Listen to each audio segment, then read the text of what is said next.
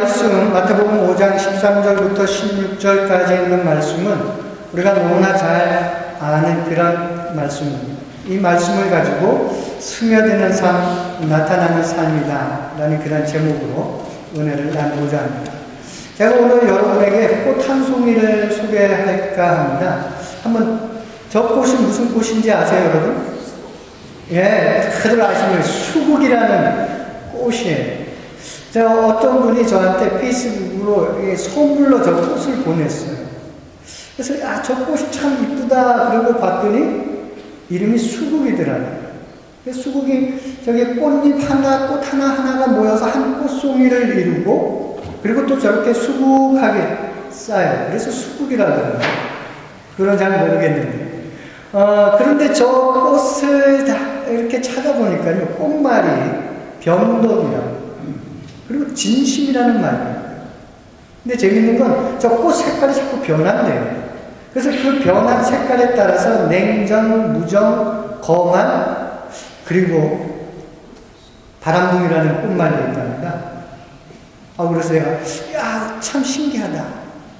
근데 저 수국이요, 색깔이 저렇게 파란색도 있고, 붉은색도 띠는데, 특별한 이유가 있답니다.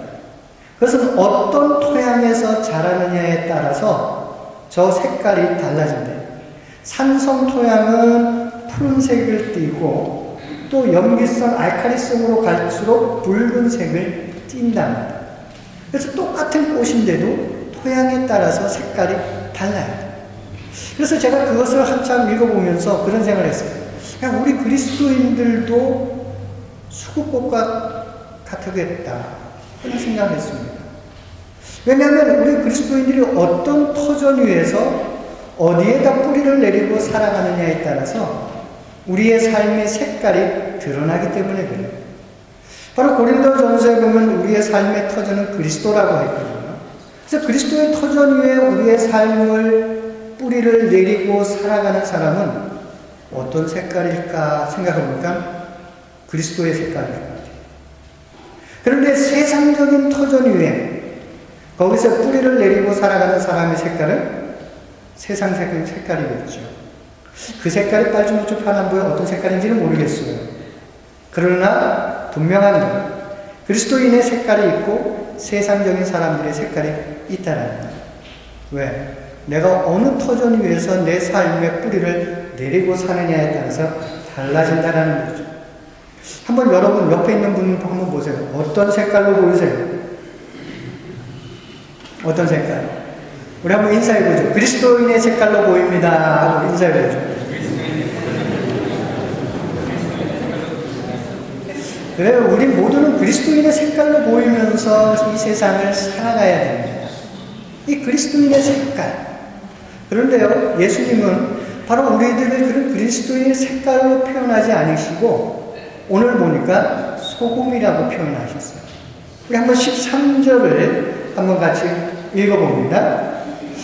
너희는 세상의 소금이니 소금이 만일 그 맛을 잃으면 무엇으로 짜게 하리요?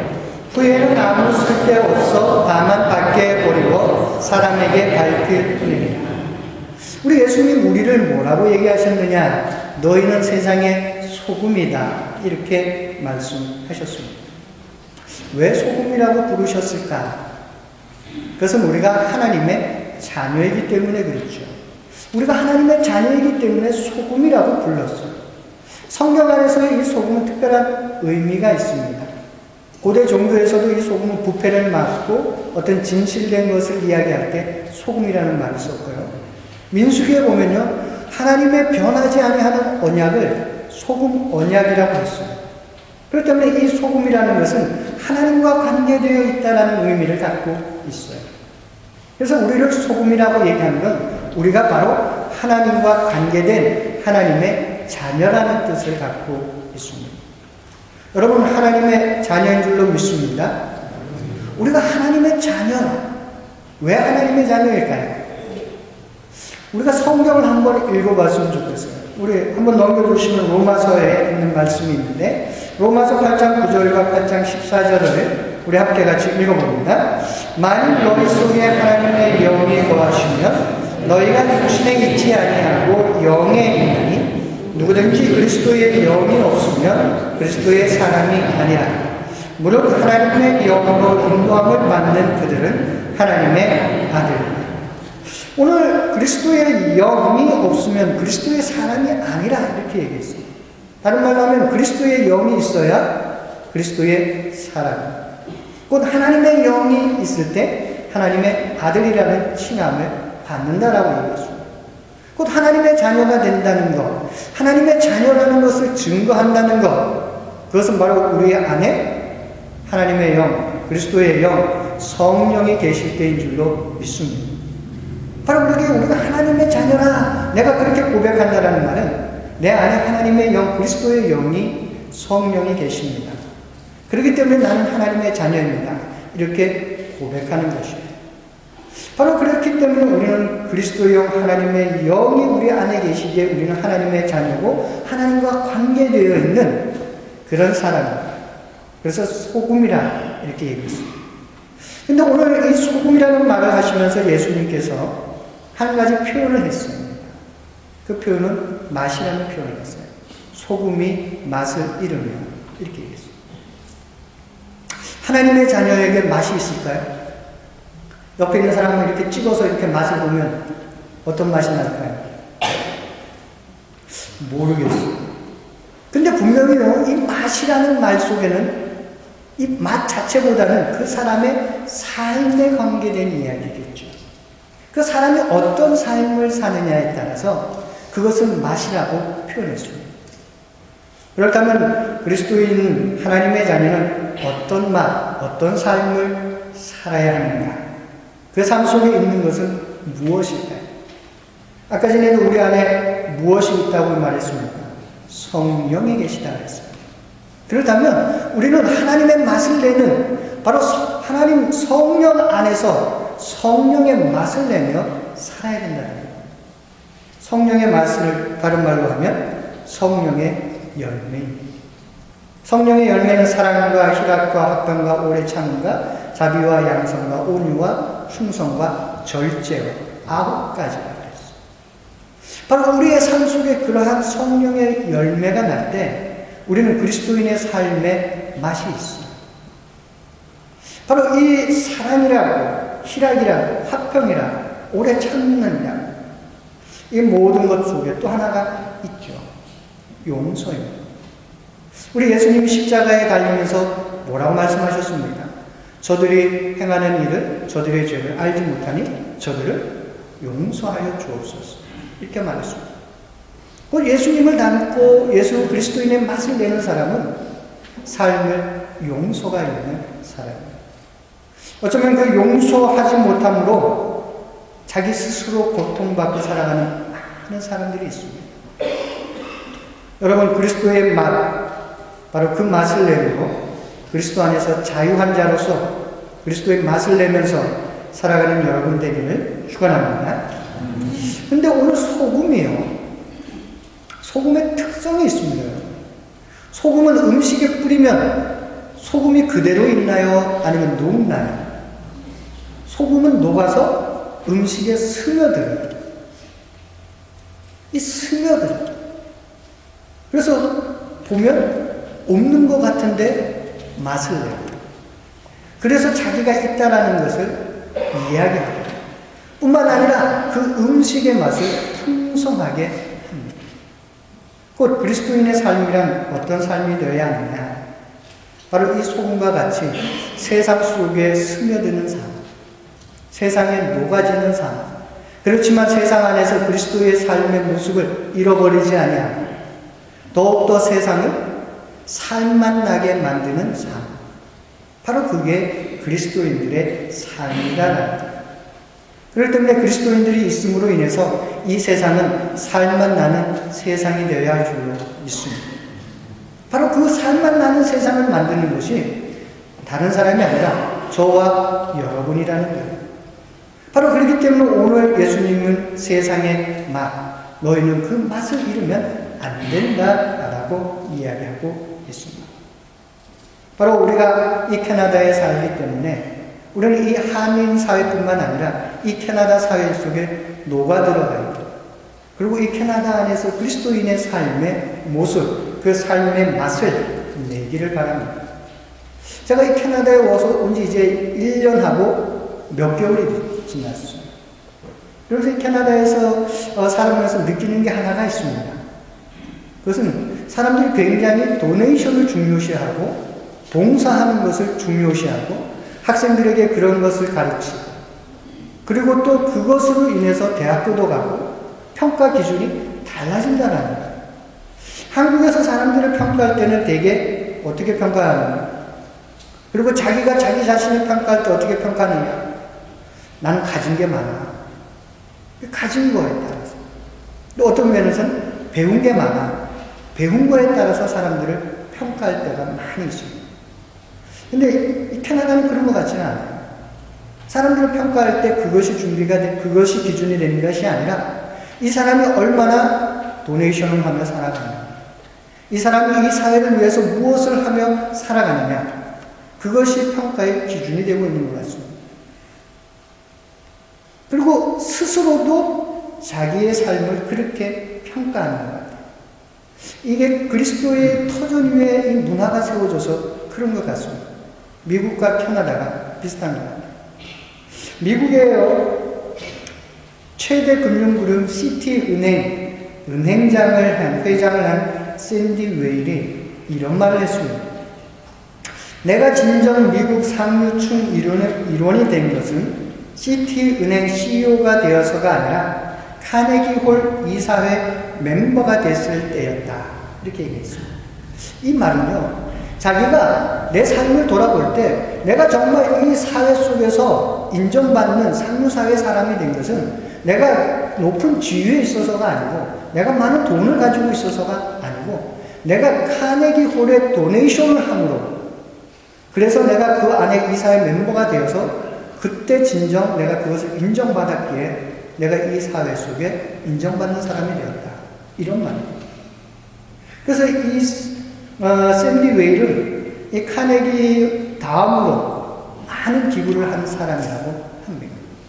바로 자기의 위치, 내 삶의 모습, 그것을 바로 나누어 주는 것에서부터 자리매김했다라는 것입니다. 우리 그리스도인의 삶의 모습이 이뤄야 되지 않을까 저는 생각합니다. 소금이라는 것이 무엇입니까? 바로 사회 속에 녹아서 그 사회의 맛을 내는 것. 그것이 진정한 그리스도인의 삶이다라는 것이죠. 나 혼자, 나만이, 내 가족만이 어쩌면 그것은 세상의 터전을 두고 살아가는 사람과 똑같습니다. 그것은 그리스도의 터전 위에 살아가는 삶이 아니라는 거예요. 그리스도의 터전에 살아가는 삶은 그런 삶이 아니에요. 나를 평가할 때도 내 자신을 바라볼 때도 내가 이 사회를 위해서 얼마나 많은 것을 했는가. 그래서 저는 가끔가다 우리 애찬하시는 분들을 참 굉장히 존경스럽게 쳐다봅니다. 왜냐하면 성도들을 위해서 내가 낼 수 있다는 그 기쁨을 가지고 있으니까. 우리 삶은 그렇게 누군가를 위해서 헌신하며 살아감으로 자기의 정체성을 가지고 자기의 삶의 의미를 가지게 되는 것이죠. 이 사회 속에 바로 이 소금의 역할, 그런 역할이 우리에게 있기를 원합니다. 바로 이 소금의 역할이 있습니다. 만약 그런데 이 오늘 말씀을 보니까 뭐라고 얘기했습니까? 그 소금의 맛을 잃으면 세상에 버려지고 밟혀지게 된다고 얘기했어요. 여러분, 소금은 맛을 잃어버리나요? 여러분이 집에서 쓰시는 소금 오래 뒀다고 그게 맛을 잃어버립니까? 그런 일이 거의 없어요. 왜 예수님이 이런 얘기를 하셨느냐?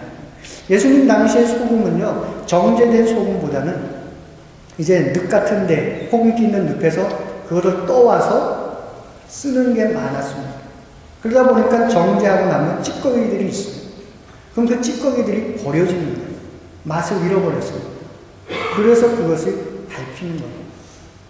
곧 이 말씀은 바로 그리스도인의 맛을 잃어버린 삶을 살아가는 건 찌꺼기와 같다라는 거예요. 그런 인생이 아니라는 거예요.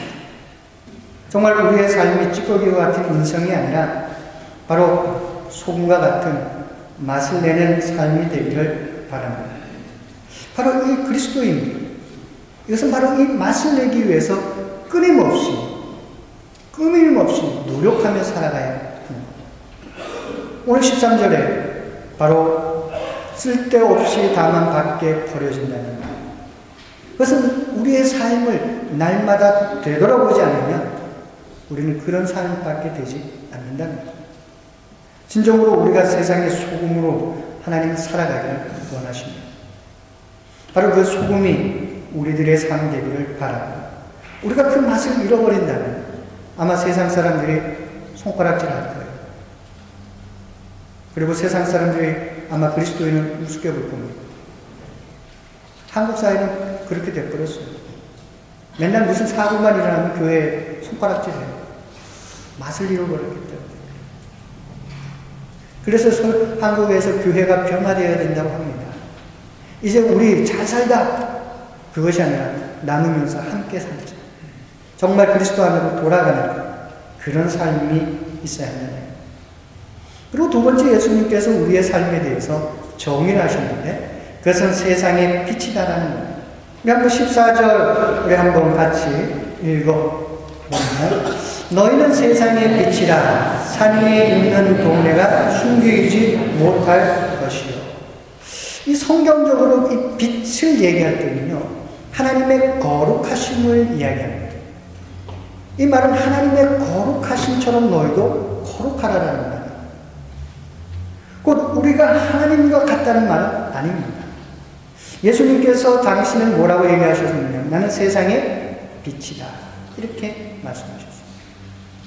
우리 보고 세상의 빛이라는 말은 에베소서에 있는 말씀으로 얘기하면 그것은 우리가 달과 같다는 말이에요. 달이 빛을 발할 때 어떻게 발합니까? 달 스스로 빛을 발할 수 있나요? 그것이 아니라 태양빛을 받아서 빛을 반사함으로 그 빛을 보게 됩니다. 바로 우리가 세상의 빛이라는 말은 그리스도의 빛을 반사하는 존재다라는 거예요. 그렇기 때문에 우리의 삶 속에는 그리스도의 빛을 발하는, 예수님의 빛을 발하는 삶이 있어야 해요. 그래서 요한복음 8장 12절에 한번 넘겨주시죠. 이렇게 예수님께서 얘기하셨어요. 우리 함께 같이 읽어봅니다. 예수께서 또 일러 가라사대 나는 세상의 빛이니 나를 따르는 자는 어둠에 다니지 아니하고 생명의 빛을 얻으리라. 바로 예수님 당신은 세상의 빛이다 얘기하시고 우리에게 뭐라고 얘기하셨느냐? 나를 따르는 예수님을 따르는 자, 그들은 어둠에 다니지 아니하고 생명의 빛을 얻으리라. 이렇게 얘기했습니다. 바로 우리가 생명의 빛을 갖는 건 다른 게 아닙니다. 우리가 세상 속에서 빛으로 살아가는 건 다른 의미가 아니에요. 예수님을 따라가는 삶을 살기 때문입니다. 예수님을 따라갈 때 우리는 생명의 빛을 얻을 수가 있고 비출 수가 있다는 것입니다. 예수님 세상의 빛으로 오신 그 생명의 빛을 따라가는 우리들의 삶이 되기를 바랍니다. 그러면서 이 생명의 빛이요, 이 16절로 연결되는데, 이 16절에 보면 이렇게 얘기하고 있어요. 너희의 빛, 그거 착한 행실을 통하여 하나님께 영광을 돌리게 하라. 이렇게 말씀합니다. 그 빛과 착한 행실을 한 개로 연결했습니다. 착한 행실이라는 말은 도덕적으로 세상 사람들이 보기에 바른 그런 행실을 의미하지 않습니다. 성경에서 말하는 착한 행실은 하나님의 뜻에 순종하며 살아가는 거예요. 하나님의 말씀에 순종하며 살아가는 것이 바로 착한 행실이다. 이렇게 말하고 있는 것입니다. 근데 여기서 말하는 바로 생명의 빛, 이것을 신학자 바이스는 뭐라고 얘기했느냐? 그러니까 이렇게 얘기했어요. 생명 중계의 빛이다. 이렇게 얘기했습니다. 생명 중계의 빛. 그 생명을 이쪽으로 전해준다는 거예요. 또 이쪽으로 생명을 전해준다는 거예요. 바로 그 생명 전개의 빛입니다. 생명을 나누는 것입니다. 생명을 나누는 것처럼 고귀한 것은 없는 것 같아요. 제가 한 사람을 잠깐 소개하려고 합니다. 한번 띄워봐 주시죠. 저 사람이 어떤 사람으로 보이시나요, 여러분? 축구 선수입니다. 예, 바르셀로나의 축구 선수인데 수비수인데 아비달이라는 사람이에요. 근데 이 아비달이 몇 년 전에 간암 선고를 받았습니다. 그래서 간을 떼어내야 돼요. 근데 간을 떼어내면 죽잖아요. 그래서 이식 수술을 했습니다. 누구의 간을 이식받았냐면 사촌 제라드 아비달의 간을 이식받았습니다. 그래서 저 모습이 어떤 모습이냐면 자기가 새롭게 생명을 회복하고 처음 경기에 나온 다음에 경기가 끝나고 유니폼을 벗고 저 이니셜이 쓰여진 것을 보여줬어요. 그래서 사람들이 이제 카메라 기자들이 찍었습니다. 저게 무슨 말입니까? 메리시몬 후신이라는 말. 사촌아 고맙다. 이런 뜻입니다. 사촌아 고맙다. 그러면서 바로 자기 사촌이 자기 생명을 살렸음을 이야기하고 있습니다. 근데 제가 다니던 서울에 있는 교회에서도 저 비슷한 일이 있었습니다. 우리 집사님은요, 교회는 서울인데 집은 안양이었어요. 근데 안양에서부터 매주 우리 교회를 와서 예배를 드리는 젊은 집사님. 애들이 조금해요. 왜 그렇게 멀리서 이렇게 오느냐? 본인이 이 교회에서 자랐기 때문에 이 교회에 대한 사랑이 있고, 우리 교회, 내 교회라는 사랑이 있어서 안양에서부터 계속 그 교회를 왔어요. 근데 이 집사님 오빠 한 분이 중국 선교사로 갔어요. 근데 중국 선교사로 갔다가 그만 쓰러졌어요. 그래서 조사를 해보니까 간에 이상이 생겼습니다. 그래가지고 인사불성이 된 거예요. 그래서 중국에서 수술을 할 수가 없어서 한국으로 데리고 왔어요. 그래서 이제 어떻게 해야 되느냐? 간 이식밖에 없다. 그러니까 이 동생인 여자 집사님이 그럼 내 간을 우리 오빠에게 주겠다. 그래가지고 정말 그 오빠한테 간을 줬어요. 그래가지고 그 오빠가 살았습니다. 그리고 다시 중국 선교사로 나갔어요. 제가 그거를 보면서 참 그때 받은 감동이 있었어요. 야, 우리 여동생도 나한테 간 줄까? 반대로 나는 간을 줄 수 있을까? 정말 내 사랑하는 사람들에게 간을 줄 수 있을까? 그런 생각을 해보게 되었습니다. 그 생명의 빛, 예수님은 생명의 중개자의 빛으로 오셨다. 생명을 준다. 정말 나는 생명을 주는 삶을 살 수 있는가? 네, 여러분, 우리에게 중요한 게 있어요. 세상적인 생명뿐만 아니라 우리는 또 다른 것을 중개하는 빛의 삶을 살아야 합니다. 그것은 영생이에요. 영원한 생명을 사람들에게 나눠주는 사람으로 살아야 한다는 것입니다. 여러분의 삶, 바로 영원한 생명을 중개하는 그 빛, 전도자의 삶을 살아가는 여러분 되기를 축원합니다. 세상의 빛이라는 것은 다른 게 아닙니다.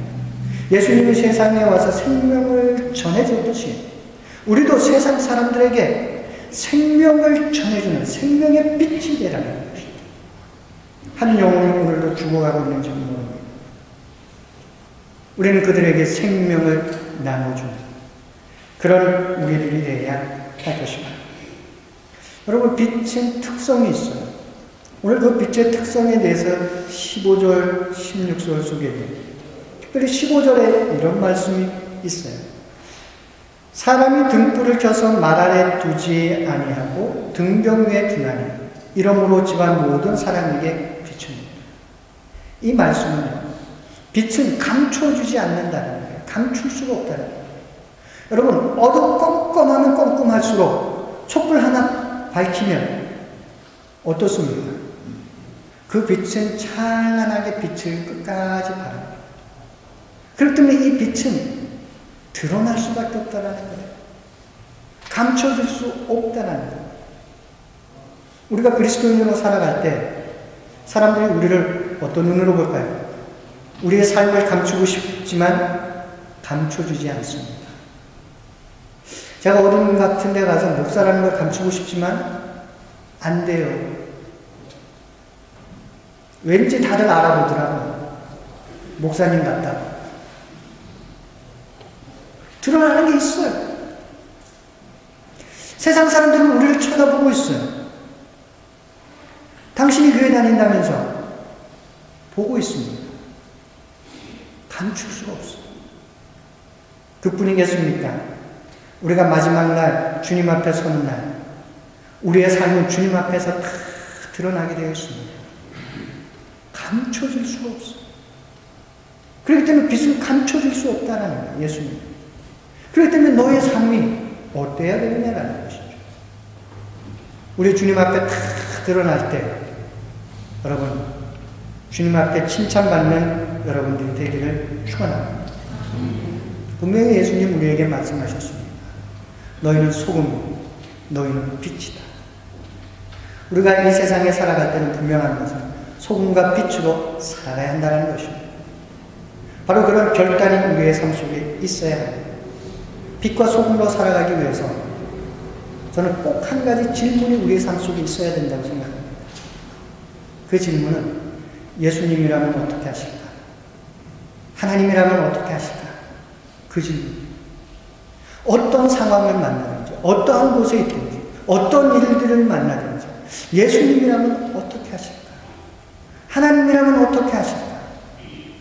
그런 질문을 하면서 그 질문에 따라 내 삶을 살아간다. 우리는 소금과 빛으로 살아가게 될 줄 믿습니다. 바로 그런 삶이 저와 여러분의 삶이 되기를 축원합니다. 기도하겠습니다.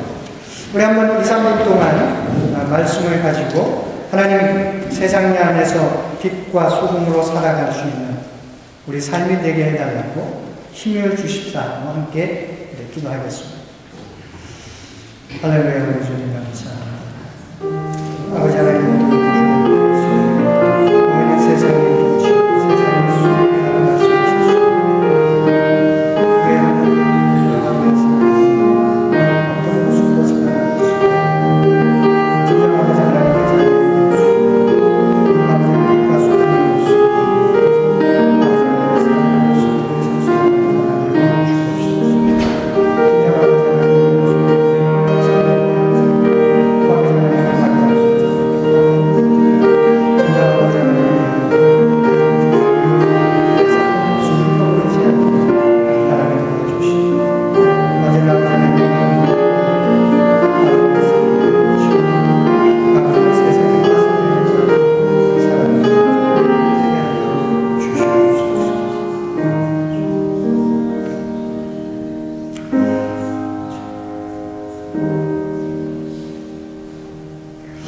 우리 하나님께 감사와 찬송을 영광을 드립니다. 죽을 수밖에 없었던 우리들이지만 독생 성자 예수 그리스도의 은혜에 힘입어 하나님의 자녀가 되는 권세를 누리게 하시니 감사를 드립니다. 우리 하나님의 자녀이기에 세상의 소금으로 빛으로 살아가라고 말씀하셨습니다. 오직 우리의 삶이 세상에 맛을 내는 살맛 나는 세상을 만드는 그런 우리들 되게 하시고 세상 속에 생명의 빛으로 생명을 전해주는 이로 살아가는 예수 닮은 우리들이 되게 하여 주옵소서. 그 삶 속에 풍성한 하나님의 은혜와 하나님의 축복이 있는 우리들의 삶이 되기를 소원하며 나사렛 예수 그리스도 이름으로 감사하며 기도드려 싸움나이다.